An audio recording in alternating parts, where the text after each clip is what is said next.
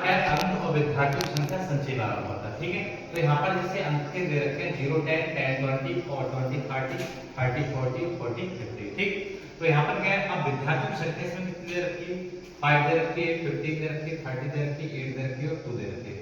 अब यहाँ पर तुम्हें क्या करना होता है कि संचय बारंबारता निकालते हैं। क्या निकालते हैं? अब संचय बारंबारता निकालने का तरीका क्या होता है, जैसे आपके पास ये 5 दे रखा है तो यहाँ पर 5 लिख दो। ठीक, अब 5 में 15 को जब ऐड करोगे तो 5 और 15 कितना हो गया 20। अब 20 में अगर 30 ऐड करोगे तो कितना हो जाएगा ये 50। अब 50 में तुमने अगर 8 ऐड किया तो कितना हो गया ये 58 और 58 में अगर 2 ऐड करोगे तो कितना हो गया 60।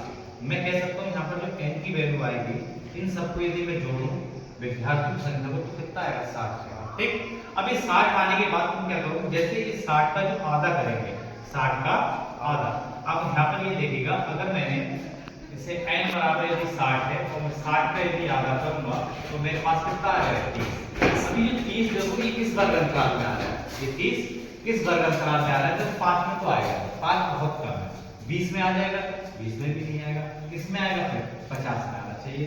अब 50 में अगर ये आ गया 30 है तो किसमें लाई करेगा 50 में। अब 50 में लाई करेगा तो यहाँ पर जो ऊपर वाली संख्या होती है इसको हम CF मान लेते हैं और इसके जस्ट सामने वाली होती है इसको हम F मान लेते हैं। और इसके जस्ट और सामने चले आप तो ये वाला हमारा जो पहली वैल्यू जो निम्न सीमा होती है इसको L=20 मान लेते हैं। अब रही बात H किसको माने, तो यहाँ पर ये देखना होता है कि तुम्हारा गैप कितने का है। 0 से 10 के बीच, 10 से 20 के बीच सब में अगर देखा जाए तो 10 10 का गैप आ रहा है। कितने का आ रहा है 10 का। 20 से 30 के बीच में कितने का गैप आ रहा है 10 का आ रहा है। 30 से 40 के बीच में गैप कितने का आ रहा है 10 का आ रहा है। तो मैं यहाँ से ये कह सकता हूँ कि मेरे पास जो H की वैल्यू आएगी वो कितनी आएगी 10।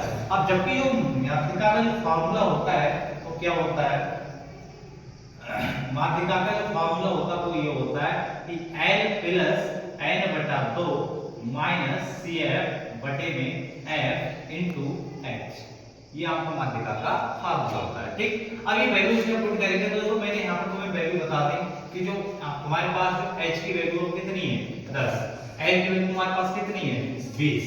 ठीक है, अब दूसरी बात यहाँ पर CF की वैल्यू कितनी है तुम्हारे पास 20, तो यहाँ पर CF की वैल्यू लिख दो कितनी 20। अब इसके बाद देखिएगा F की वैल्यू कितनी है 30, कितनी है 30। तो ये सारी की सारी जो वैल्यू है वो कहां करेंगे इस सूत्र में पुट करेंगे।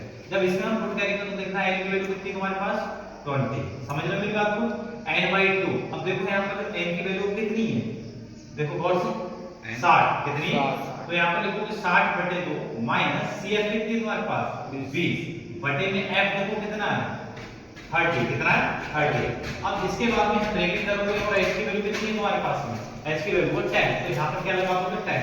ये सब कुछ वैल्यू पुट करने के बाद में अब इसके बाद हम क्या करेंगे 2 से डिवाइड कर दो 60 के लिए। अब मैंने 2 से अगर डिवाइड किया 60 के लिए तो यहाँ पर कितना आ गया 30 माइनस 20 अपॉन 30।